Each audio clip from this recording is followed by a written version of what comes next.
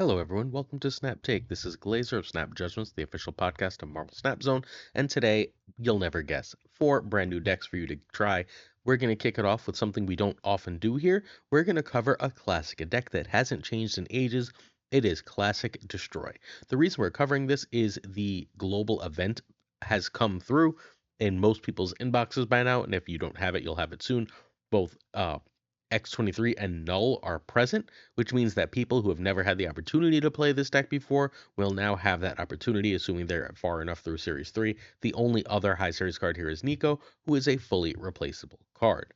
You have Null and X23 now, so Nico can be Aranya, Agony, Forge, or Yandu. Any of the above are completely fine. Nico's the best of the bunch, largely because she has the Destroy Draw 2 spell. The Destroy Draw 2 spell is so good in Destroy that she's really hard to cut.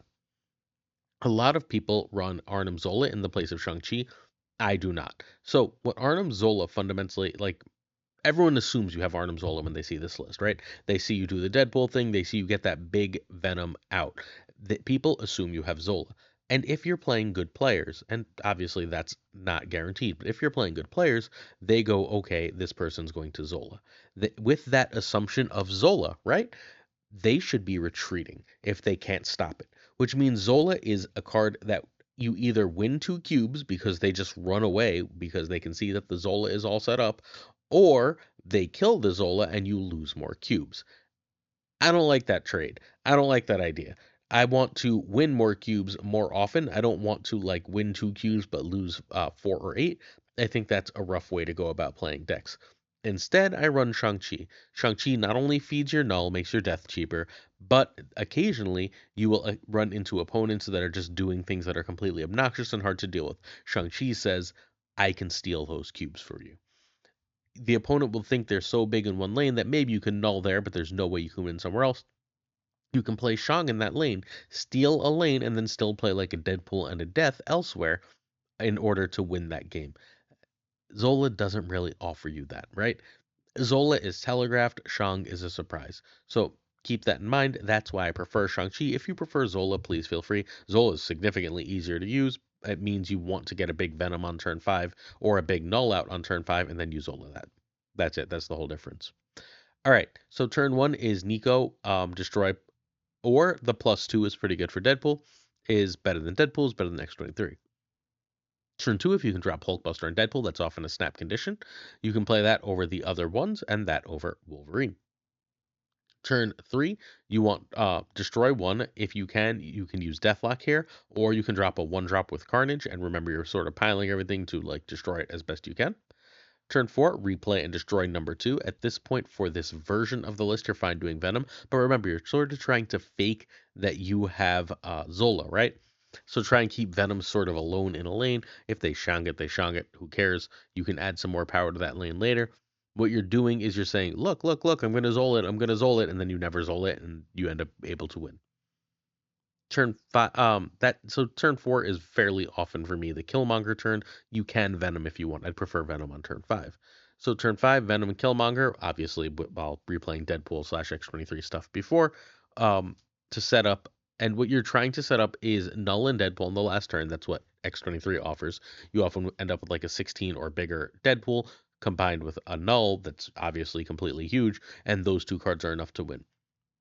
You are also trying to set up the other real thing you would like to set up is a free death, whether you get null or not. If you get a free death, that's amazing.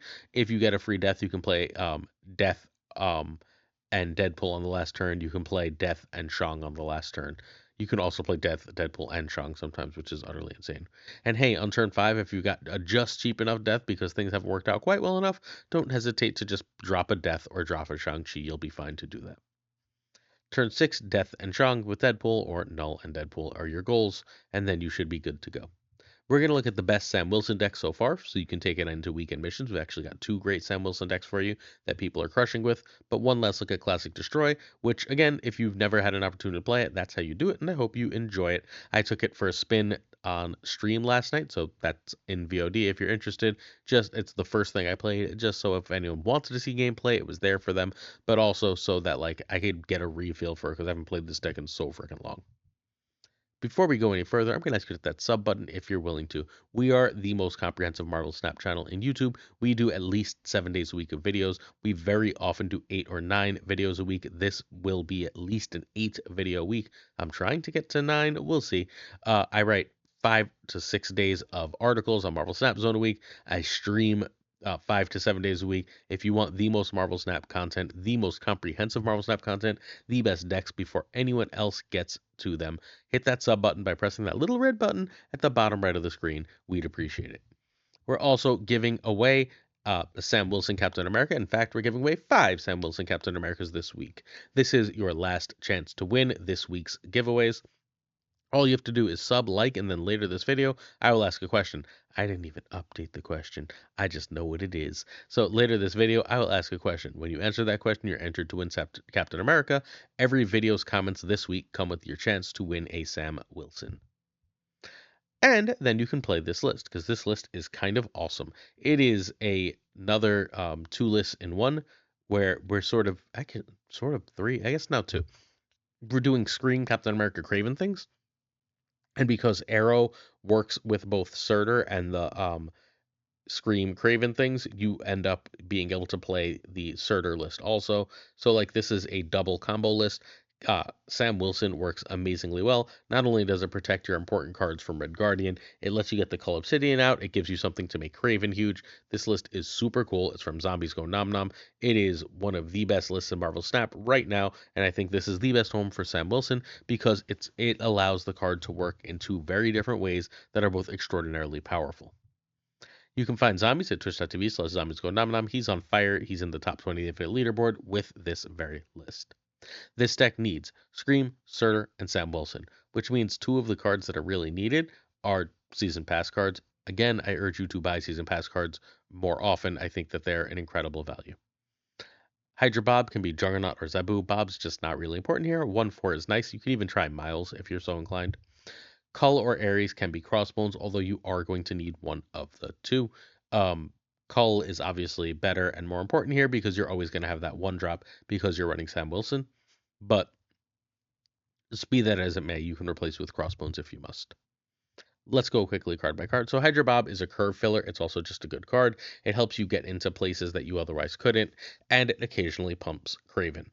It's not great, but fairly often on turn 5, your play is going to be a Cull or an Ares with an extra card or an extra energy, and Hydra Bob gives you something to do. Scream doesn't get huge in this list, but that's fine. She has a few cards that really make her sing: Spider-Man, Polaris, and Arrow. And Magneto. So that's 4 cards. You're very unlikely to play all 4 in any given game. But even if you play one, you've got a 2. Remember that the opponent's card is getting -2 and Scream's getting +2, right? So you're getting 2/6 in power. You're getting 2/10 in power if it happens twice, which is just absolutely huge. That is an absolute ton of power. Think about it. A 2/10 is something you would play every time. We're doing a lot of work to get Sam Wilson to a 2/7/2/8. Scream is basically there. This is early scalar city thanks to Scream. Craven is your other early scalar here. Well, Craven is yet another early scalar here.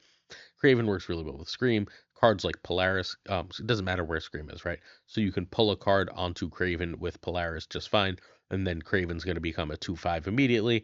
Scream's going to get her -2/+2 going, so that works out great.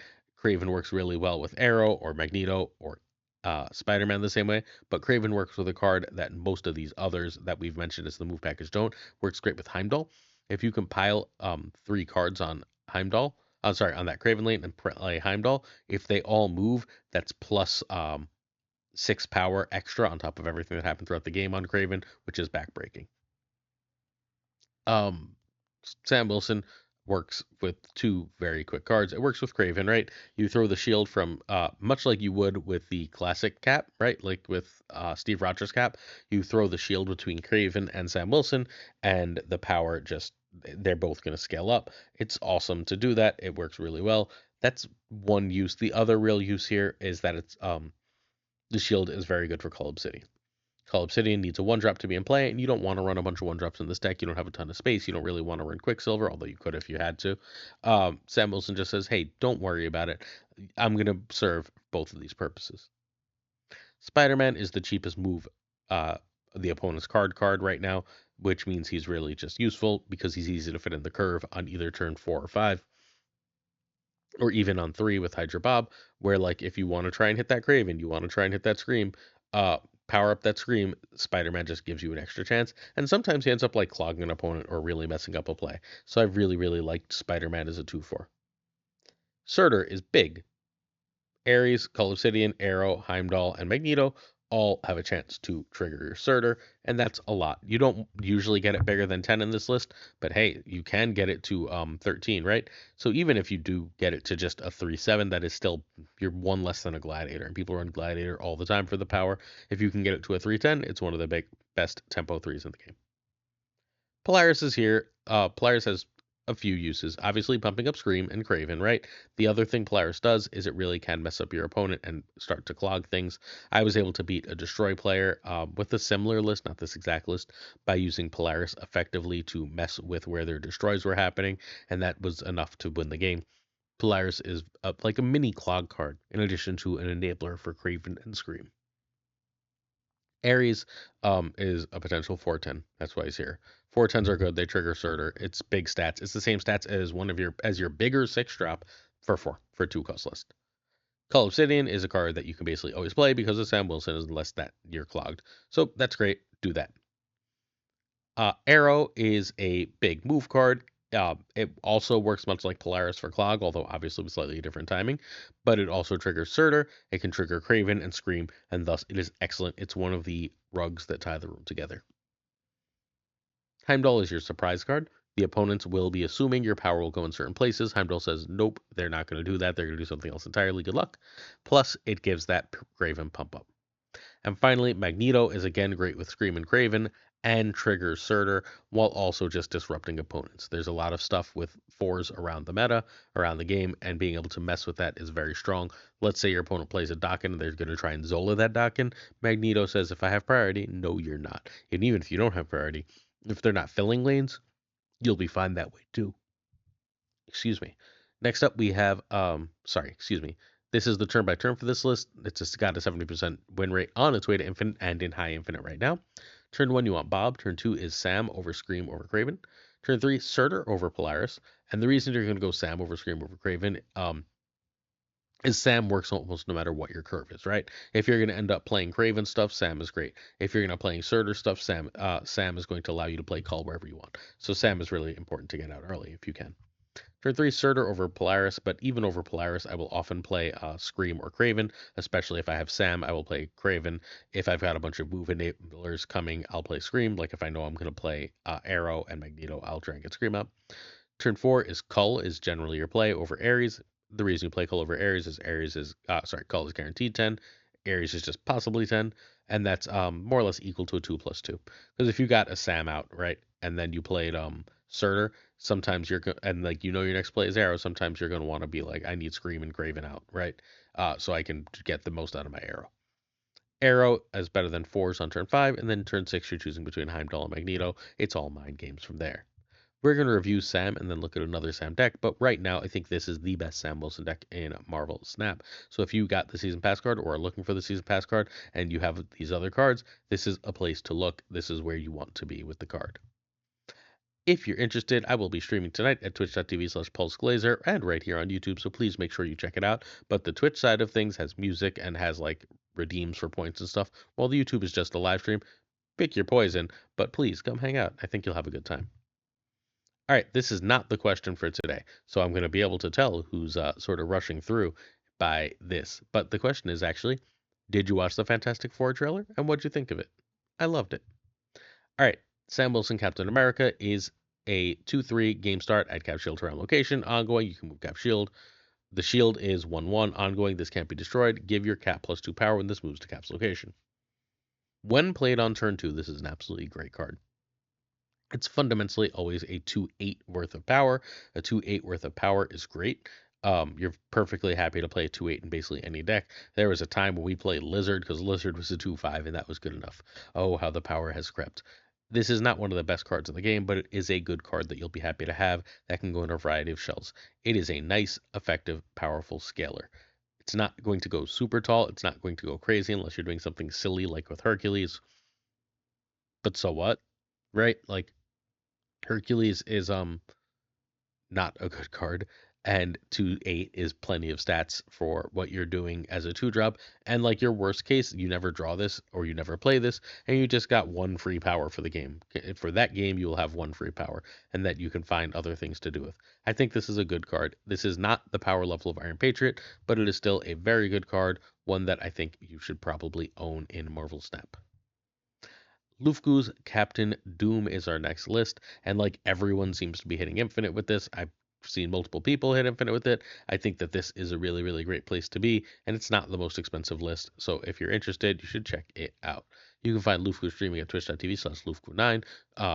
Our friend Game of Flash X also hit Infinite with this list. This deck needs Doom 2099 and Sam Wilson, so if you got Doom 2099, buy the season pass and you're in. Moonstone can be Galacta or Shang-Chi, and Mobius can be Luke Cage here. Luke being your counter to U.S. Agent. So turn 1, you want Ant-Man. Turn 2, Sam over Dazzler. Turn 3, Cap Classic over Mobius, which is more or less equal to Cosmo. Depends what your opponent's playing. Turn 4 is Doom 2099. Is better than Super Scroll, which is equal to Moonstone. Again, depending what your opponent's playing. Moonstone being able to go on top of a Cap, for example, is really, really great. Doesn't do anything on top of Sam, but on top of Cap, it's really, really great. For example, on top of Dazzler or Ant-Man, it's really great. Turn 5, Blue Marvel or one of your 4s. Although if you didn't see Doom 2099, do a power check. And then turn 6 is either Doom Classic or Spectrum. This one is simple, straightforward, easy snap conditions, easy to tell how much power you're going to need. We're going to be able to play this very effectively to Infinite. So if you're looking to get Infinite, I strongly urge you to, and you want a nice, simple, powerful deck, I strongly urge you to play a deck that looks an awful lot like this. Finally, we're going to look at a Shuri Kitty list. Shuri Kitty is back, but first we have to talk about Joaquin Torres, the Falcon. This is a 3/4. The unreveal abilities of your 1-cost cards here happen twice. Traditionally, I give you a weekend mission brew for the new card, and I can't do that for Sam Wilson because I think there's only 2 decks for him, and we covered one yesterday and one the day before. I honest to God think this card is fine in bounce, not great, doesn't take bounce up to the meta, but a good bounce card and a decent mill card. And outside of that, I think it is not a very good card. It needs to be reworked. It needs to be buffed. We'll see once that happens. And I do have no doubt that down the line something will happen. But this feels like this month's Luna Snow, where like a very powerful season pass card comes out, and then the other card with it is just not up to par. So Joaquin Torres is this month's Luna Snow, which again means it'll probably be buffed, but it also means it's not very good. For posterity's sake, for anyone who did get the card and is looking for weekend mission decks, we covered this Roram deck in yesterday's video. If you're interested, go check that out. And we covered this Sizer deck in the day before's video. Please go check that out. Either of those will be totally fine. They're really solid lists. They're just not great, and I really wanted Torres to be great. Hey, if you're interested in checking out gameplay from these outside of me, check out the stream team. Today, the Pirate King Tucker will be streaming from 10 to 11 p.m. Eastern, so please do go check him out. All right, Derek is one of the top players in Marvel Snap. He was number 1 in both the the August and September seasons of the Infinite Leaderboard. Derek has been trying to make Shuri Kitty meta again, and this is what he came up with. He played it on top 10 of the Infinite Leaderboard at the end of last season. This is still a really, really cool list, one worth messing with. You need a decent amount of stuff here, though. You need Galacta, Hope, Sage, and Frigga. Obviously, you need Kitty, but Kitty's in Series 3 now. You should own Elsa, because they gave everyone Elsa right around Christmas. If you're newer if you started after Christmas, by the way, do let me know in the comments. I'm curious if, like, anyone's like, oh, I've been playing for, like, 2 weeks. That'd be or 4 weeks, I guess, now. That'd be really cool, but yeah, you should probably own Elsa. Cannonball can be Shang, and Nico and Iron Patriot can be Agony or Hulkbuster. So, turn 1, you want Kitty. You're looking for, Nico +2 on Kitty, or draw 2 in order to help find Kitty for Nico if you're not going to play Kitty. Turn 2, Iron Patriot over Forge as a general rule. Yes, even if you have Kitty, because on turn 3, you're sort of trying to go one off. So turn 3, you can go Forge and Kitty. And then turn 4, you can go Hope and Kitty. So that's your main goal here. So you go turn 3 is 2+ Kitty over Hope over Elsa over Magic. Turn 4, Hope and Kitty is better than Galacta, and if you don't have Kitty, you're just playing Galacta. Turn 5, you really want a Magic. You can Magic, if you do Galacta on 4 and you have magic out already, and you've got a kitty, you can go Galacta into Shuri kitty. Wait, no, you can't. You got to make a choice, right? Yeah, sorry, I was working out the actual math. That you got to make a choice there. You can get the Galacta buff or the Shuri buff. I got it, lost in my head there. Sorry. So turn 5 Magic over Kitty and Frigga, or you can play Galacta or Shuri and Kitty. Do the math. +3 is usually not as good as doubling Shuri, but you never know. Turn 4 Kitty and Frigga. If there are 7 turns, you can Kitty and Frigga right there. If 6 turns, you want to play a big Kitty and Shuri or Cannonball. Cool. And then turn 7 is the same basic thing as 6. You can also on turn 7 play the big Kitty and Sage and try and win that way.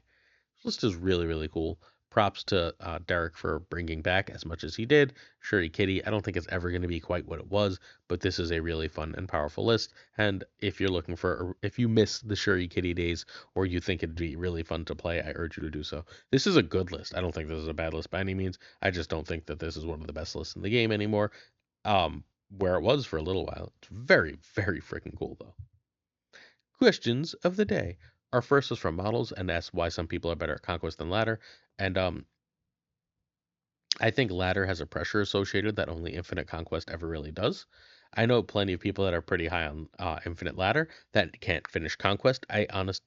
Honestly think it's just a mental block for everyone. People, whatever you think puts the most pressure on you, that pressure makes you honestly a less intelligent person. It's not like a commentary on any individual person. That's like how most of humanity functions.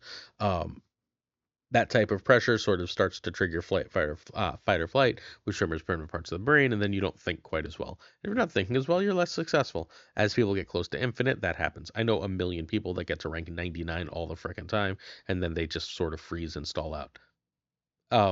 It's a mental block. Jordanonymous asks when the giveaway winners are announced. It'll be Sunday's video, so make sure you're here for Sunday's video so we can announce our 5 giveaway winners. Tomorrow morning will be the podcast, SnapJudgeGlazer podcast, with the Pirate King Tucker. Certain tiers of support on our Patreon come with honor. Thanks. If you're interested in checking out our Patreon, please go to patreon.com/snapjudgments. It would mean the world to us. I'm going to say thank you to, first, Ocularis, our patron of the month, for, the streamathon things.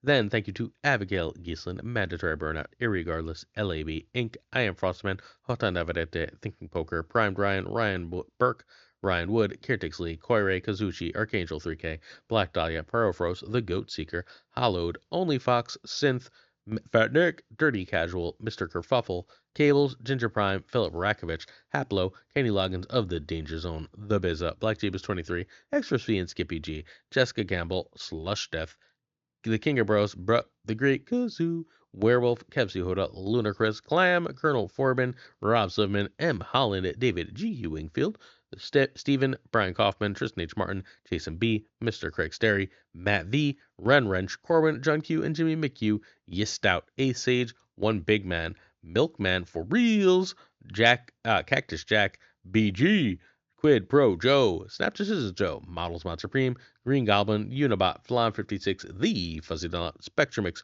Hoot, MBTB Shannon, Matt H, DJ Mikey Hijinks, No Frickin' Flex, Nick the Greek Geek, Zodrex, King of Canada, Denman Falcon, Father Newman, Jonesy, Two Ties, Laura Devs, The Pirate King Tucker, and of course Gunny T, where the T stands for I'll talk to you on stream tonight or tomorrow. Don't forget to hit that sub and check out the other great content to the left and the right. Peace out, y'all.